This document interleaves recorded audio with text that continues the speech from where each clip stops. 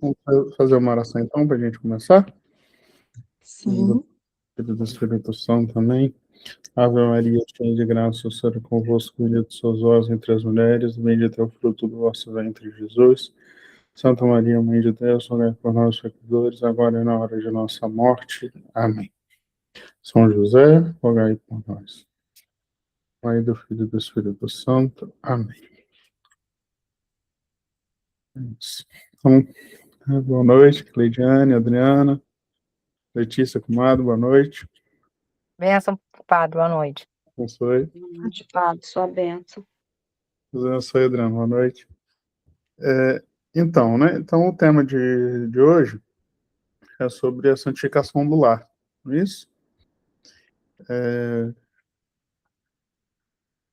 Assim, o que eu queria falar, né? Eu acho que esse é um tema muito...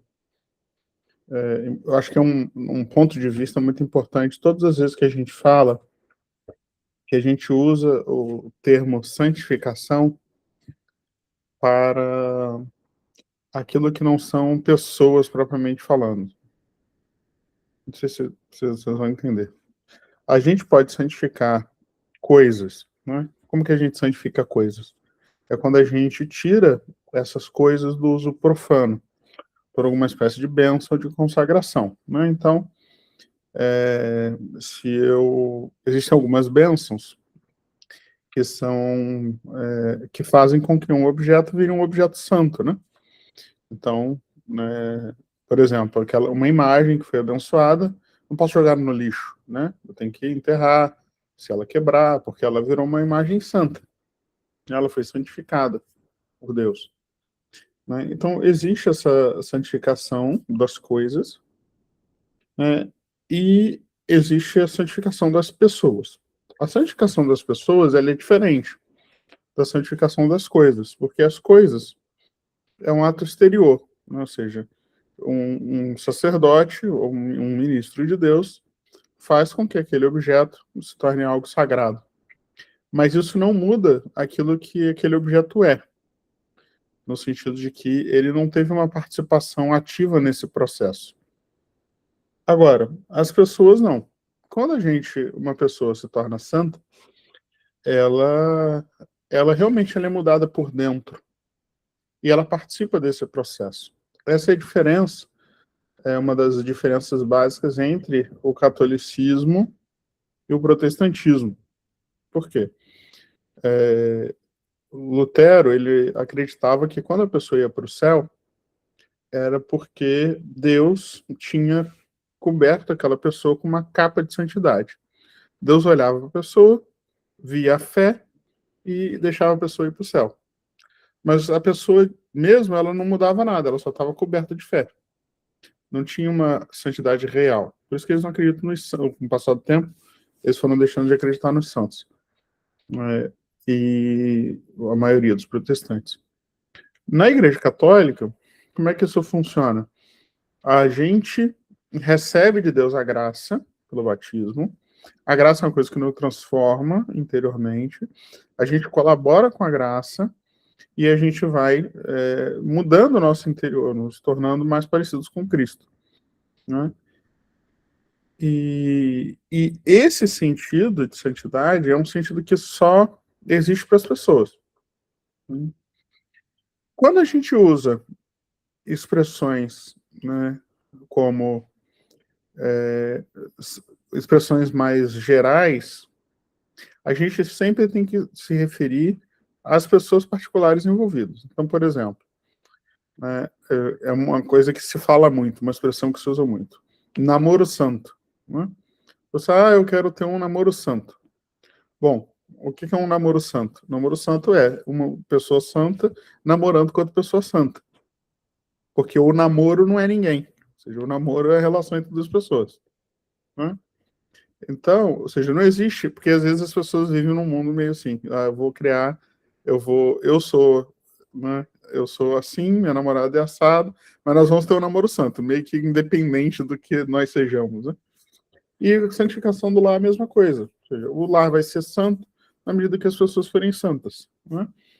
A santificação do lar significa, antes de tudo, a santificação das pessoas. né?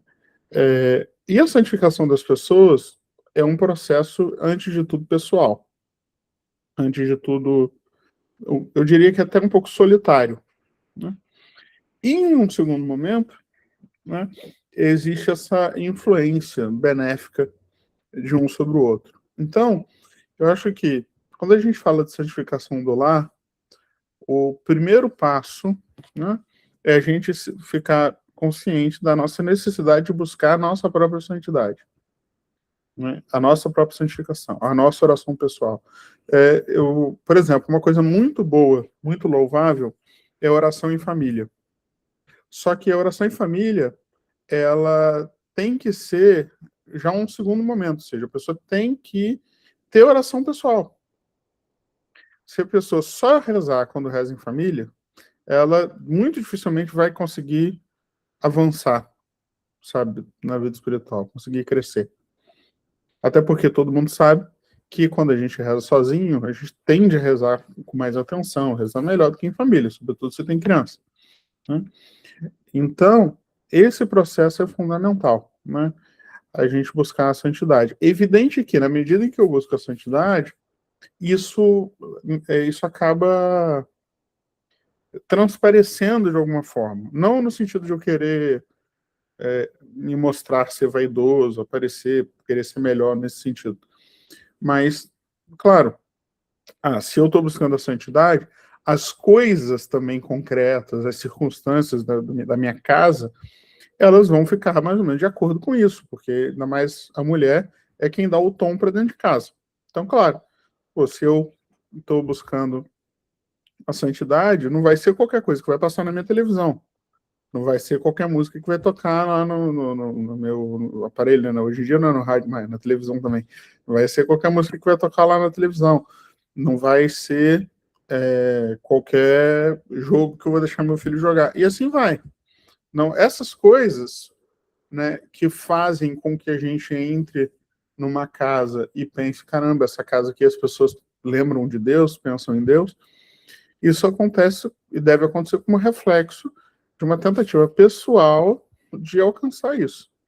E isso automaticamente vai também influenciando os outros, porque não necessariamente todo mundo ali está buscando a santidade, às vezes não, né? Ou seja, às vezes eu estou buscando a santidade, mas, sei lá, meu marido não está, ele não está nem aí para isso, ele nem sabe o que é.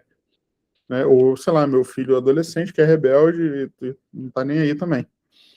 Né? Ou seja, a santificação do lar não pode esperar que todos os habitantes do lar estejam fazendo o mesmo caminho. Né? Ela tem que começar quando a gente toma essa iniciativa e, claro, isso vai acabar transbordando. Mesmo que a gente não consiga ver de forma imediata os frutos disso, mas é evidente que a nossa oração acaba fazendo toda a diferença.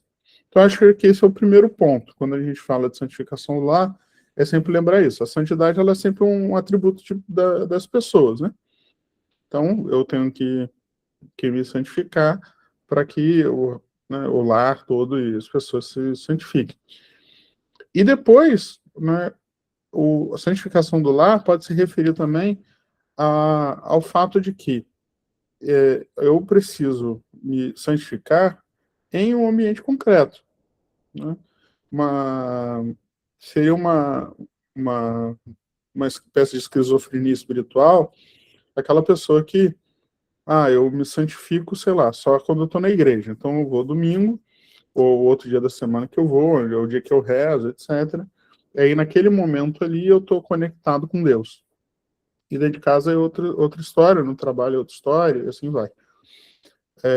Não pode ser. Ou seja, a nossa busca de santidade, ela tem que andar junto conosco em qualquer ambiente que a gente esteja. E, sobretudo, acredito que é para a maioria de vocês, né, ou para todas, o lugar onde vocês estão a maior parte do tempo é o lar. Então, é no lar, sobretudo, que vocês vão praticar aqueles exercícios que vão permitir que vocês se santifiquem.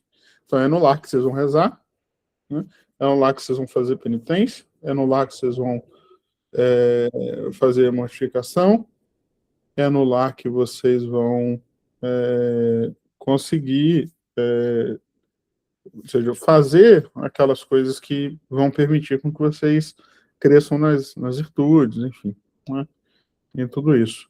E o lar está cheio de oportunidades, né? Vocês sabem muito melhor do que eu. As oportunidades são imensas, sobretudo de penitência, né? De pequenos sacrifícios. Então, as coisas que precisa fazer do dia a dia, que precisa arrumar, que precisa, né, limpar, que precisa cozinhar, etc., que a gente pode buscar fazer melhor por amor a Deus, né? Então, esse cuidado que a gente coloca nas coisas são as diversas oportunidades de exercitar a paciência, são os diversos gestos de amabilidade, de carinho que a gente pode ter com as pessoas, e assim por diante, né? E tudo isso são muitas coisas que a gente pode fazer. Mas para a gente fazer isso, a gente precisa ter sempre em mente essa intencionalidade, né? Quando eu falo de intencionalidade aqui, o que eu estou dizendo? De que a gente tem que colocar essa coisa de fazer para Deus na nossa cabeça como um motivo pelo qual eu faço todas as coisas, como motivo último, né? Então, como se fosse uma camadas, né, de motivos. É evidente que, eu estou arrumando as crianças para ir para a escola porque elas precisam ir para a escola arrumadas, elas não vão todas, né? Mas eu faço isso, antes de tudo, por amor a Deus. Aí, em segundo motivo, porque eu preciso arrumar as crianças para a escola. Do ponto de vista da intenção. Do ponto de vista prático, primeiro você pensa na necessidade de arrumar a criança, depois você oferece para Deus. Mas do ponto de vista da intenção é o contrário. Então, isso é importante. Só que você não consegue fazer isso se não rezar. Então, ou você tem vida de oração, ou você não vai conseguir lembrar de Deus a todo momento. Você vai lembrar dele às vezes, mas você não vai conseguir lembrar sempre. E é importante que a gente consiga lembrar sempre. Ou seja, o santo, ele é uma pessoa, né, como se o santo tivesse uma obsessão, mas no bom sentido da palavra, né, por Deus. Ele está pensando em Deus o tempo todo, né? Não é que ele está com a cabeça no mundo da lua, ou ele está distraído, ou ele não está ocupado realmente com as coisas concretas que ele está fazendo. Ele está, sim, ocupado. Só que ele consegue viver essa intencionalidade porque ele está sempre rezando, e aí no momento que ele está fazendo as outras coisas, ele consegue encaminhar esse pensamento para Deus, né? E essa oração, e aí aqui eu acho que a gente já vai para uma terceira parte do que eu estou dizendo, essa oração no lar, eu acho que ela pode adquirir duas formas muito práticas, assim, importantes. A primeira é que a gente deve sim parar para rezar. Ou seja, tem que ter momentos em que a gente só está rezando. Isso é um pouco difícil, né? Mas a gente tem que tentar fazer isso. A gente precisa parar para rezar. Agora, a gente não precisa rezar só quando a gente para rezar. Ontem mesmo uma pessoa, uma dona de casa, tal, mãe de várias crianças, ela me perguntou assim, padre, eu estava cozinhando e aí eu coloquei no YouTube o terço. E eu estava rezando, acompanhando e estava cozinhando ao mesmo tempo. Está errado? Claro que não. A gente tem que fazer isso. Assim, a gente tem que aproveitar os momentos em que a gente está fazendo alguma coisa para rezar também. Agora, o que a gente não pode deixar é que a nossa vida de oração se reduza a esses momentos. A gente tem que conseguir pelo menos alguns poucos momentos em que a gente consegue, sabe, só rezar. Mas, né, a gente deve sim, né, conseguir rezar enquanto faz outras coisas, né?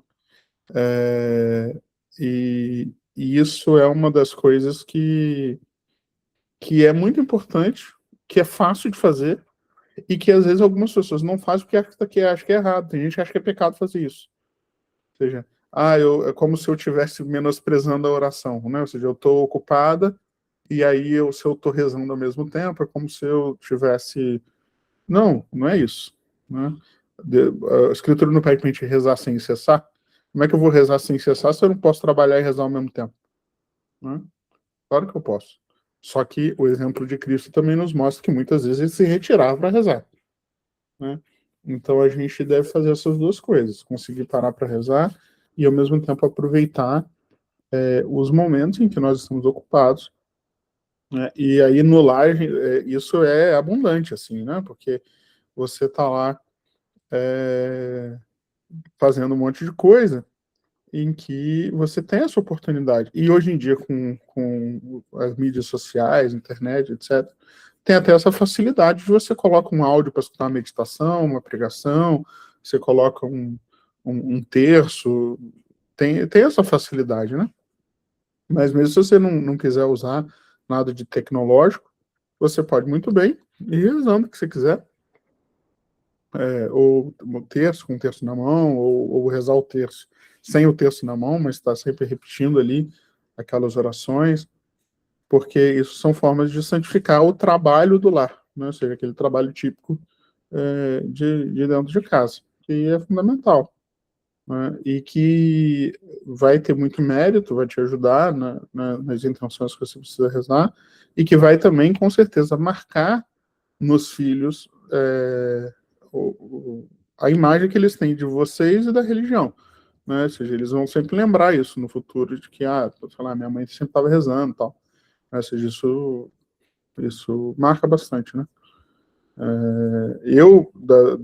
Das lembranças, assim, de infância e tal, uma das lembranças que eu tenho é da minha mãe rezando. Então, tipo assim, isso é um negócio que podia passar despercebido, mas não passou, né? Então, isso é um bom exemplo que fica, né? E às vezes marca mais do que você,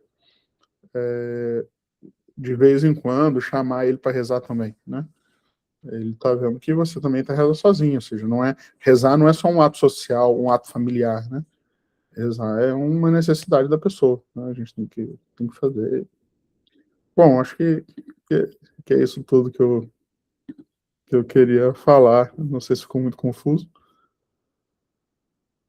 Se alguém tiver uma...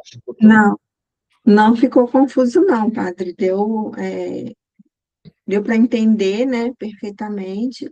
E só falando aqui um pouquinho, que ontem, né, eu fiz uma live com a Roberta, falando exatamente assim da minha transformação, né, assim, o que Deus transformou em mim, e foi através da oração. A partir do momento que eu comecei, né, a ter esse momento, a ter essa intimidade, né, com Deus. E ele foi transformando tudo na minha vida.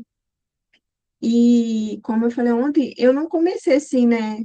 Até porque eu não tinha esse conhecimento, assim, não comecei com horas de oração, era ali 10 minutos ao levantar, né, entregar o meu dia para Deus, pedir para que Ele direcione, né, os passos, que Ele me dê a sabedoria para tudo que eu teria que fazer, que eu tenho que fazer no dia. E, é o que o senhor falou, né? É ter essa vida de oração.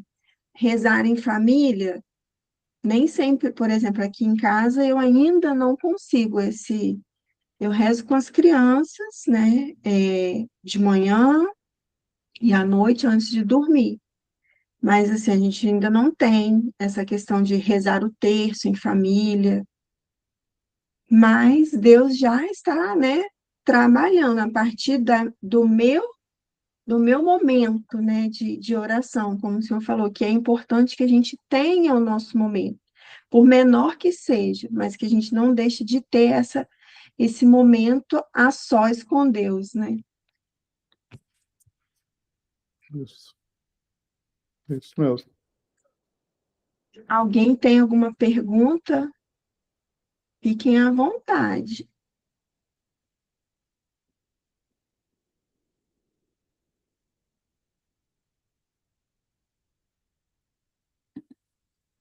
Então, eu tenho, padre.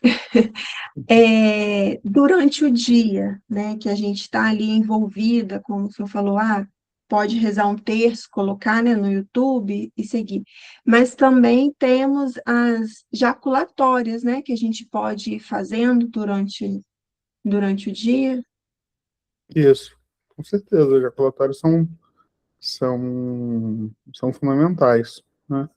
E, assim, existe aquela possibilidade da gente ir rezando ejaculatórias meio que adaptadas à circunstância do momento e do dia, ou seja, pequenas orações que, de acordo com o meu sentimento daquele momento, ou com o que está acontecendo, eu vou rezando, né? Podem ser frases de salmos, enfim, né? Pequenas orações.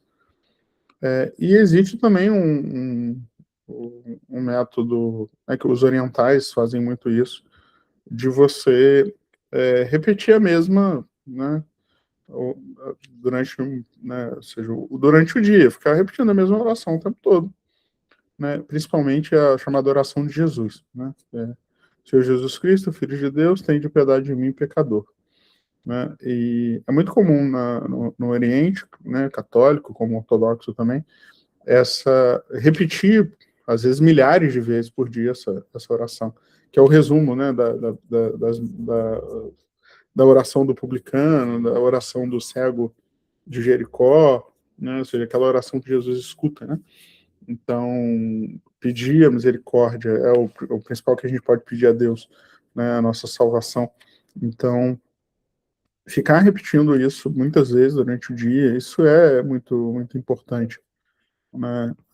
Isso ajuda a gente a criar essa mentalidade orante durante o dia todo, né? Isso ajuda a gente a automatizar num bom sentido a oração, sabe? Né? A gente sempre fala que, olha, é importante a gente não rezar no automático, no sentido de que, né, a gente tem que colocar também a mente na oração, isso é importante, mas tem que estar no automático no sentido de que tem que ser automático o fato de que eu preciso lembrar que eu tenho que rezar o tempo todo, né?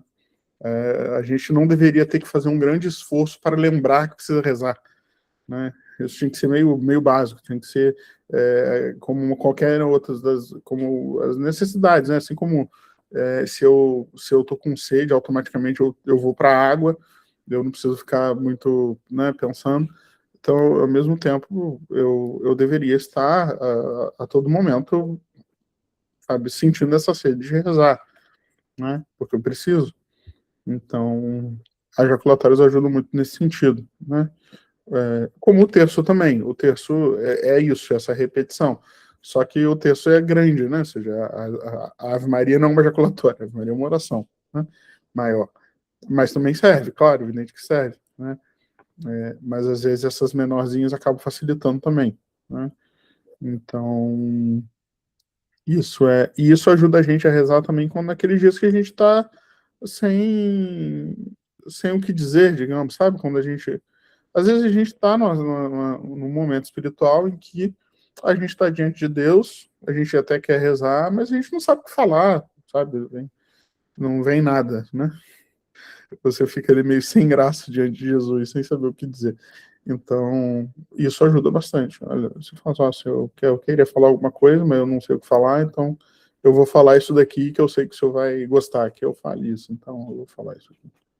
Né? E ele vai entender o que a gente está querendo dizer, né? Então, é isso. As jaculatórias são fundamentais, né? E a gente pode até fazer propósitos, sabe? Hoje, inclusive, tem propósitos, inclusive, assim, práticos e de contato mesmo, sabe? Contar quanto a gente fez, ou então criar meios de marcar, pode ser até o próprio terço, né? Aliás, o terço surge disso, né? Os padres os padres antigos do deserto, eles criaram um cordão de oração, que depois vai virar o terço, com essa ideia de você contar quantas vezes você fez uma certa oração, que eram pedras que eles iam juntando e depois botaram numa corda, né? Então, eu posso também fazer, olha, hoje eu vou fazer o propósito de rezar, sei lá, 200 jaculatórios. Então, todas as vezes que você rezar, você vai, né, marcando ali, você sabe que a cada 2 voltas vai dar 100, né? Tem também aqui, eu não tenho aqui no quarto, mas existe um instrumento, que é aquele de contar 1000 Ave-Marias. Não sei se vocês já viram, parece um terço, só que o jeito que puxa aqui, ele puxa e fica, né? Não é como o terço que a pedrinha cai de volta. Então você consegue arrumar um negócio desse também. Você vai puxando, cada vez que você reza, você vai puxando, vai puxando, vai puxando, depois você consegue contar quantos no dia você fez. E ajuda você a ter uma ideia também. Ah, segunda-feira eu rezei tantas vezes. Terça foi tanto. Aí eu consigo saber se eu estou diminuindo, se eu estou aumentando. E às vezes fazer propósito. Ó, hoje eu quero fazer, sei lá, 300. Então, aí tá chegando o fim do dia, você vai vendo, eu rezei pouco, eu preciso aumentar e tal. Isso ajuda. São coisas assim que parecem meio bobas, mas ajuda. Os santos faziam isso, né? Eles não eram bobos, né? A gente que é. Então, é uma coisa que com certeza ajuda. Essas coisinhas pequenas assim ajudam bastante a gente a fazer isso, né? Rezar e tal. Ou então, na casa, né? Sei lá, cada vez que eu passar em tal lugar, né, diante daquela imagem que está na minha casa, eu vou, né, falar uma ejaculatória, ou, sei lá, uma coisa, louça lá, cada talher que eu limpar, eu vou lembrar de falar alguma coisa com Deus, e assim vai. Isso ajuda também. Então, Olha, se eu for fazer cada tarefa que eu lavar, eu vou rezar bastante. isso aí já ajuda. Mas vai ser válido, né? Padre Arthur, quero agradecer ao senhor, né, por mais essa formação.